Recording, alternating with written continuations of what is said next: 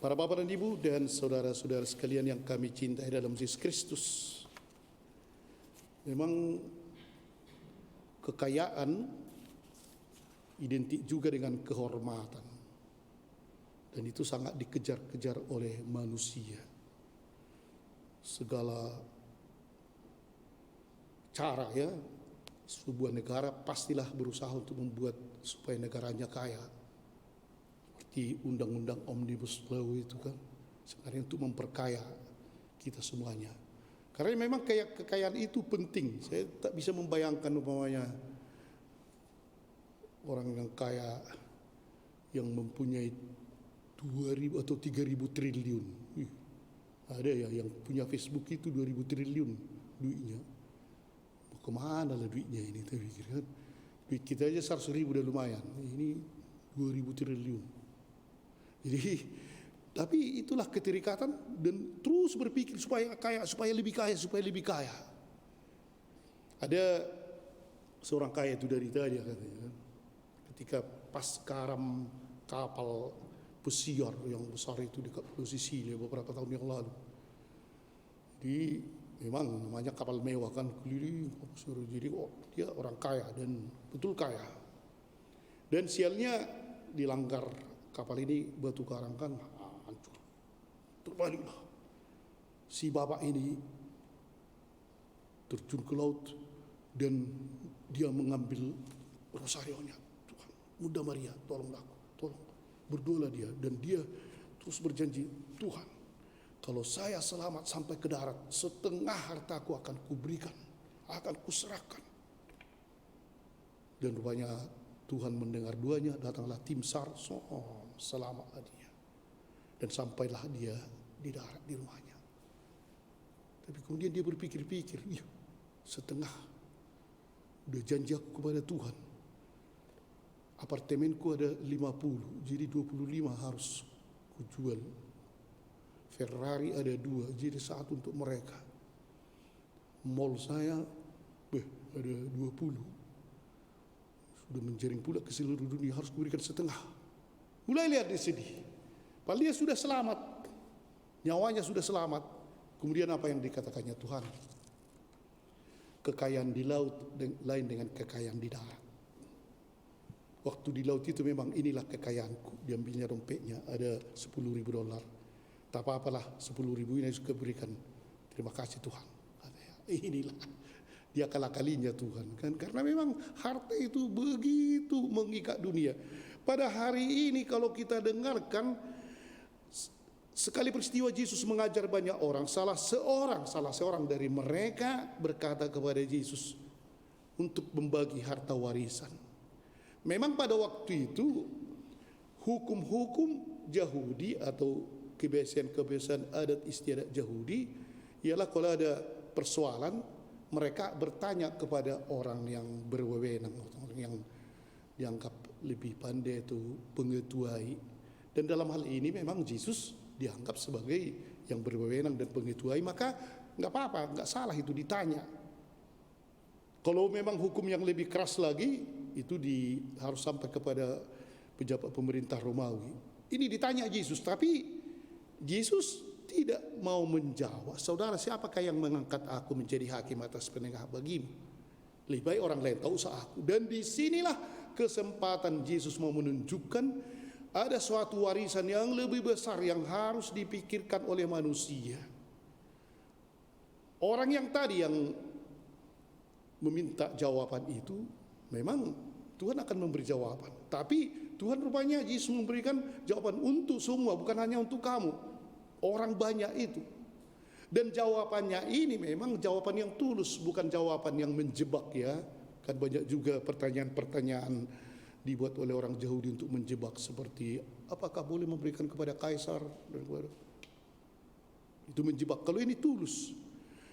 Kita lihatlah tadi akhirnya Yesus menonjolkan sebuah cerita orang kaya. Kasihan juga sebenarnya dia ya. Tanahnya berlimpah-limpah, tapi kalau kita teliti, dia sendiri rupanya belum berdamai dengan dirinya ya. Jadi Dia tidak diskusi entah dengan istrinya, dengan orang lain, mau kemana harta ini, mau kemana kita buat. Tidak ada diskusi. Belum berdamai dengan dirinya sendiri pun masih harta itu. Dan kemudian apa yang dikatakannya di sini ya, jiwaku. Wah, bukan jiwa kita, jiwa keluargaku, enggak, jiwaku. Ada padamu banyak barang. Kemudian tertimbun untuk bertahun-tahun lamanya, seperti orang-orang kaya kan bagi banyak hartanya. 100 keturunan pun tidak habis-habis, hasil korupsi pula. Bertimbun. Dan apa yang dikatakannya, tidak dikatakannya akan kusumbangkan untuk orang lain, akan kuberikan, enggak. Beristirahatlah, makanlah sampai butong. Udah kolesterol lah ini kurasakan.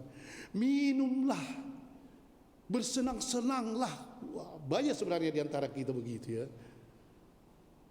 Saya pernah mendengar cerita ada memang ya dari keluarga yang susah lah, masuk dia ke USU. Kemudian ya kalau waktu USU paling Indomie telur gitulah terus. Sesudah itu dia kerja dan menikah dan makin lama makin tinggi pangkatnya dan akhirnya berhasil lah dia gajinya tinggi dan dibilangnya kepada istrinya, udahlah selama ini kita menderita, sekarang nanti tongak ibu, kita harus menikmati banyak gaji sini, rumah kita sudah bagus, setiap hari bikin yang enak-enak. Memang istrinya, waduh Tuhan terima kasih. Jadi setiap malam dia pulang sasa, panggang, apalagi susu di horbo, ikan mas terus. Sesudah 1 tahun stroke, inilah kan menikmati. Dan akhirnya sesudah banyak duitnya begini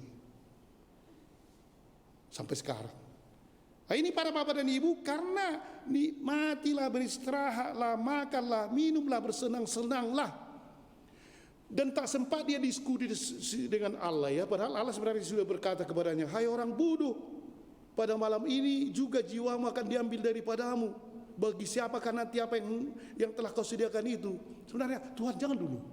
Atau ini masih bisa seperti orang kaya yang di laut itu kan, masih bisa ditipu-tipunya. Ini tidak, tak ada kesempatan.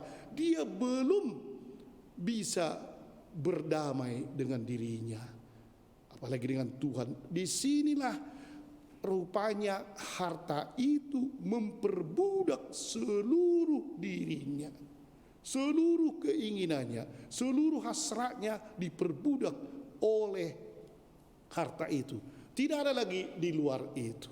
Seakan-akan itulah hidupnya. Dan memang yang terjadi sangat tragis ya, sangat tragis. Hai orang bodoh, pada malam ini juga jiwamu akan diambil daripadamu. Bagi siapakah nanti apa yang telah kau sediakan itu? Inilah pertanyaan. Para bapak dan ibu dan saudara sekalian, luar biasa sebenarnya apa yang dikatakan oleh Yesus pada hari ini kepada kita semuanya. Jangan kita pernah menimbun harta dan mengambil harta dan mencari harta tanpa mengingat bahwa sebenarnya yang kekayaan ialah yang lebih hebat, kaya di hadapan Allah. Boleh kita mengambil atau menikmati atau memperoleh seluruh dunia, tapi selalulah kaya di hadapan Allah itu. Kalau kita mencari rezeki, ingat mencari rezeki tapi kaya di hadapan Allah. Artinya berkenan di hadapan Allah. Kalau kita memperoleh apapun, kaya di hadapan Allah.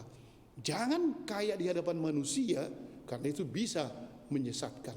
Tapi kaya di hadapan Allah ialah apapun yang kita peroleh, bakat atau harta atau keluarga dan semuanya itu, buatlah itu menjadi kekayaan di hadapan Allah. Amin.